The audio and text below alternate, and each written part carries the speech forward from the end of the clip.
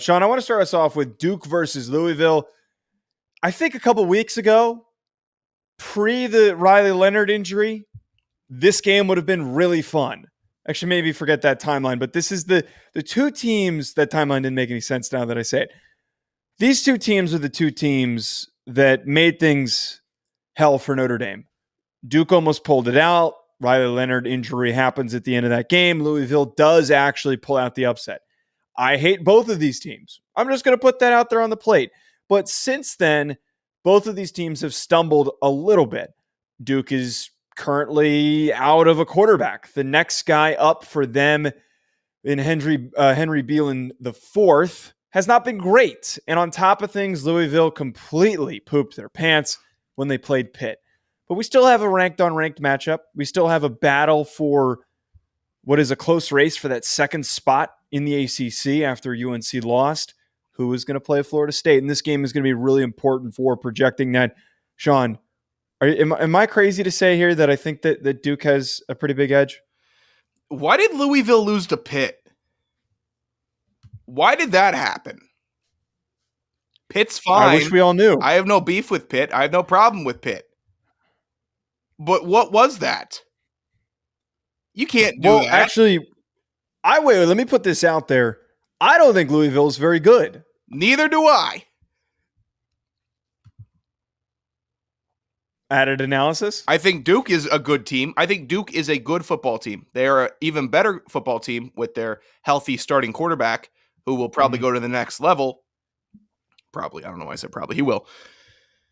They are the better football team. Louisville caught some fire and decided to maybe try making things interesting. But here's the fun trend in the ACC over the last couple years.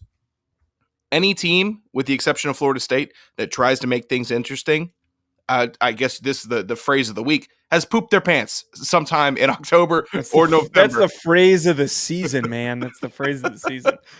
The ACC teams can't decide, hey, we want to win the conference. So all of us are going to get, we're just going to have an inexplicable loss after we go on a mad tear.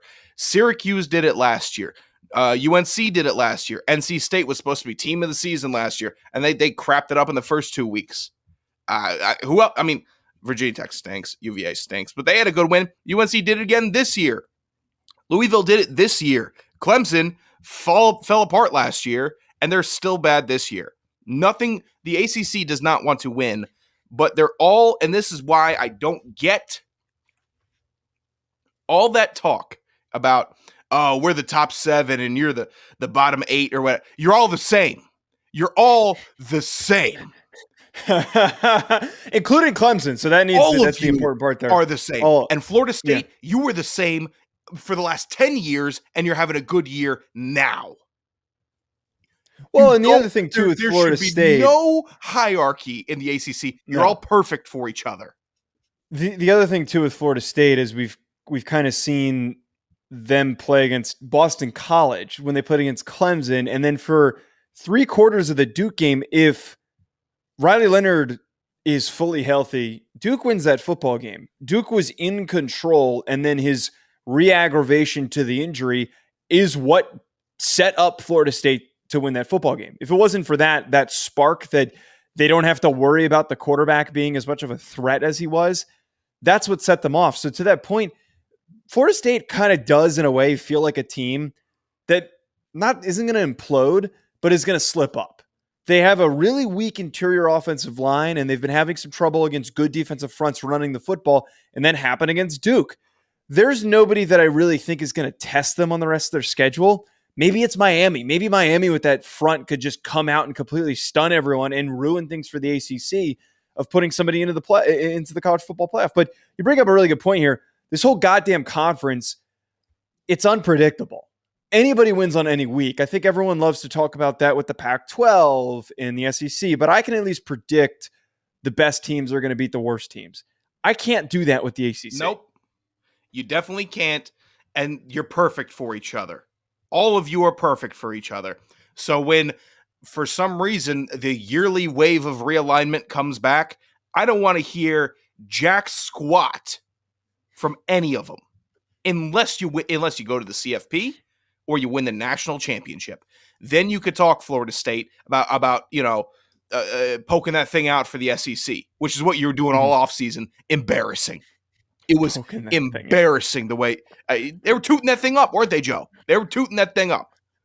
I think that the way I don't know what you meant by poking that thing out because I've never heard that before, but it's just older phrase. It's an older Outcast used it a lot, or not a lot, but a little. I think it was Big Gip used it, but it was tooting that thing up before tooting that thing up.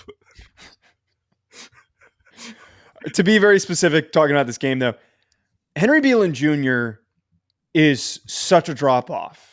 And I'm not trying to be negative. Like I'm not sitting here bashing him, but that's negative. Wait. Let me. The guy coming in for you, he's awful. And I'm not trying to, say that, but you just did. The point I was trying to state here, Sean.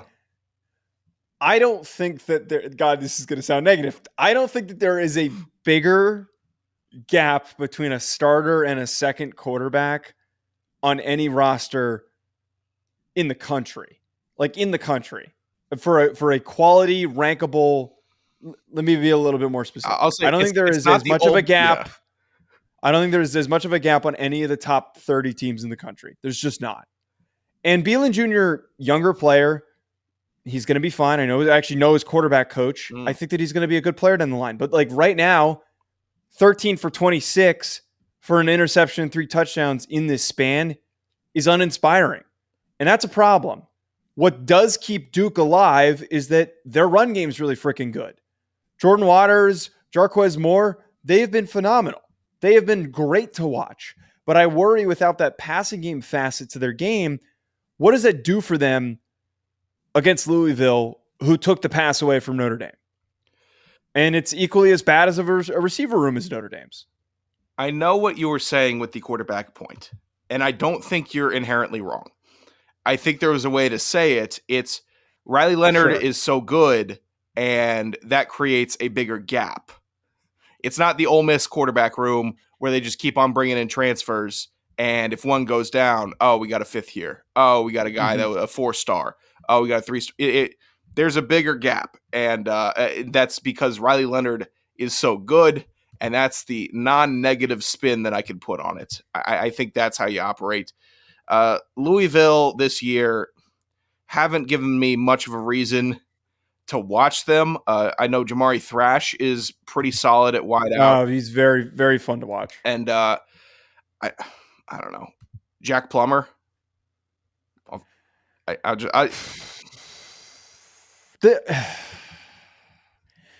He's a sigh. That's the best way to describe Jack Plummer. I wanted to get your read on Jack Plummer. He's fine. Okay. He's kind of middle of the ground, gets the job done, but when you need him to be a little more than that, he's not going to do that. Is he good enough to move the ball for 4 quarters against Duke? No, 3 quarters against Duke. I don't need teams to move the ball for 4 quarters against Duke because their offense isn't going to do that, conversely. So if you have a quarterback or an offense that can do that against that defense, because Mike Elko is going to scheme it up. He's been impressive, and he's kept on been dealt awkward, weird hands with injuries to not have the fully complete team. That stupid loss to Notre Dame was just dumb. But can Plummer and the Louisville offense move the ball against that defense for 3 quarters of the game? Well, I think a lot of what made Louisville look as good as they did against Notre Dame was the fact that Jawar Jordan exploded the way that he did. He had a big performance that he had. He is one of the most underrated running backs in the country. He's shifty. He's very, very fast. He's that type of running back that is like when you've got these big backs like Audric Estime that are just grind you up the middle, they're dangerous, but they're not as dangerous as somebody who can kill you in space because those kill you in space guys are so just frustrating, just completely deflating when they rip off a long run. So that's something that's going to be really important here. Can you continue to get him into the mix? And the NC State game, I believe, where they almost lost and it was a really close game, he didn't have a great game. And a lot of it fell on Jack Plummer's shoulders, and they couldn't really move the ball when it was all on Jack Plummer's shoulders. That's why I lean Duke in this one, Sean. That's why I really think that Duke is going to win this game is that their defensive line with Aeneas Peebles and RJ Oben, on that defensive line. Al Blades Jr. has been so good in that secondary. There's so many veteran football players on the back end that I think is just going to give him that much of an advantage. This is probably going to be pretty low scoring, though. This feels like a really low scoring game. I think so, too. I just had it pulled up, coincidentally. Jawar Jordan, he put up 143 and 2 touchdowns on you guys on 21 carries. 6.8 yards a carry against Notre Dame. Jeez. You guys also gave up 4.5 sacks. I'm not picking on Notre Dame, but gosh, Louisville was capable in that performance. Just be capable. I'll probably take Duke also. I think Duke comes out with the win. God, it's gonna be tight. It's gonna be a weird, ugly ACC game that might be fun, or it might be what else is on. That's how I see it going.